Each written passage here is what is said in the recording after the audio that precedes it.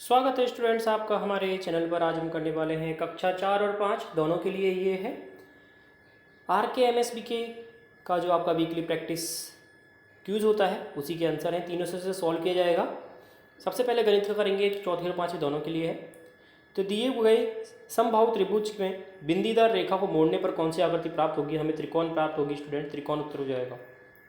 इसमें हम मोड़ेंगे तो कौन सी आकृति प्राप्त होगी? हमें आयत प्राप्त होगी। इसको मोड़ेंगे तो क्या प्राप्त होगा? त्रिकोण प्राप्त होगा। दिए गए वृत्ताकार कागज में बिंदीदार रेखा को काटा जाए तो कौन सी आकृति प्राप्त होगी? हमें वल्क प्राप्त होगी। यदि राकेश तराजू की 1 और 2 किलो और 3 किलो वजन का उपयोग करता है तो दोनों सिरों को संतुलित करने के लिए दूसरी ओर कितना भार रखना होगा? तो स्टूडेंट दूसरा वाला उत्तर सही हो जाएगा। अगला देखिए, रजनी ने बाजार से कुल 4 किलोग्राम और 500 ग्राम सब्जी खरीदी। सब्जियों को तोलने के लिए विक्रेता द्वारा तय किए गए बांटों में संयोजन करना है तो कौन सा होगा स्टूडेंट्स? चौथा उत्तर हो जाएगा 2 और 2 और 500, 2 किलो 500 ग्राम।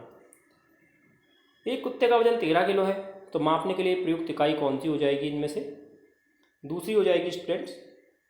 देखिए 5 और 5 10 और ये 750 ग्राम की बांट है 4, कितने हो गए? ये 3 किलो हो गए, तो कितने हो गए टोटल? 13 किलो।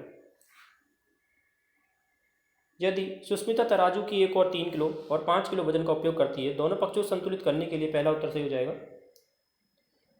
कार के वजन का मापने के लिए कौन सी इकाई का उपयोग करेंगे? किलोग्राम का करेंगे।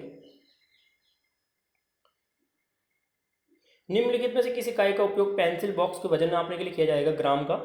सही गलत बताना है। घोड़े के वजन ग्राम में मापा जाता है, गलत है। एक सिक्के का वजन ग्राम में मापा जाता है। अब हम करेंगे EVS मतलब कि पर्यावरण का क्यूज अभ्यास। प्रीति को पक्षी विहार में भ्रमण हेतु जाना है। पक्षियों को अच्छे से देखने के लिए इनमें से कौन सा उपकरण लेके जाएगी? दूरबीन। पूरा चंद्रमा हमें कब दिखाई देता है? पूर्णिमा को दिखाई देता है। हमारे देश में तरह तरह के खाद्य पदार्थ जैसे चावल, रोटी, सरसों अलग अलग जगहों पर खाए जाते हैं, ऐसा क्यों होता है? यह फसलें उन जगहों पर उगाई जाती हैं और इस प्रकार आसानी से उपलब्ध होती हैं। जिन वृद्ध लोगों के दांत नहीं होते उनके किस प्रकार भोजन उपयुक्त होता है? दलिया।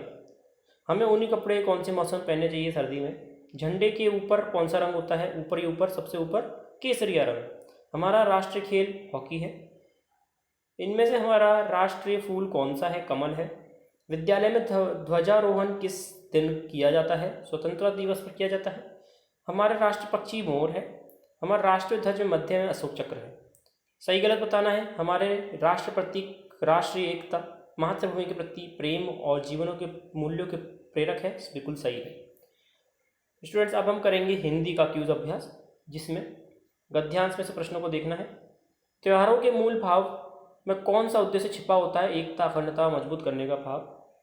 राष्ट्रीय पर्वों का संबंध इनमें से किसका नहीं है? भक्ति की भावना। त्योहार जनमानस में कौन सा भाव उत्पन्न करता है? उल्लास का। इनमें से कौन से त्योहार हमें प्रकृति की ओर ले जाते हैं? ऋतु परिवर्तन के त्योहार। तुम होते कौन हो मुझे समझाने वाले शब्द में सर्वनाम बताना है। तुम, मुझे और कौन। मोहन को कुछ पैसे दे दो, वाक्य में सर्वनाम कुछ हो जाएगा। तुम क्या पढ़ रहे हो? पुरुषवाचक सर्वनाम है। यह शाम का घर है, निश्चयवाचक। कूड़ेदान की कहानी अपनी जुबानी के प्रति आधारित प्रश्न है। प्रस्तुत पाठ में साहित्य किस पाठ के अंतर्गत आता है? आत्मकथा। इनमें से किस चीज का प्रयोग कूड़ेदान के लिए किया जाता है? उपयुक्त सभी का। नीले कूड़ेदान का प्रयोग किस प्रकार के कूड़े के लिए किया जाता है? जो नष्ट नहीं होता। उपचार की पट्टी, इंजेक्शन जैसे जीवाणु फैलाने वाले कूड़े किस दान में डालना चाहिए? काले कूड़ेदान में। इस प्रकार का हमारा संपूर्ण क्यूज अभ्यास। इसी प्रकार जुड़े रहिए चैनल से। लाइक करें, शेयर करें, सब्सक्राइब करें। धन्यवाद।